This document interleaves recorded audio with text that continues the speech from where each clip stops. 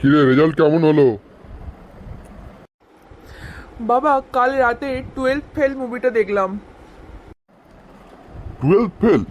সে আবার কেমন মুভি? বাবা, তুমি জানো না, একটা ছেলে 12-এ ফেল করেও আইপিএস অফিসার হবে। বাবা, এও সম্ভব? তাই আর কি বলছি তোমায়। সে যাই হোক, ওসব বাদ দে, তোর রেজাল্টটা দেখা। এ নাও বাবা। এ কি রে, এ তো ফেল করেছিস। তাই তো তোমাকে বলছি, আমি সিনেমাটা দেখলাম তো, ওই ছেলেটার সঙ্গে আমার হুবহু মিল। আমার কপালেও মনে হয় এরকম বড় কিছু লেখা আছে।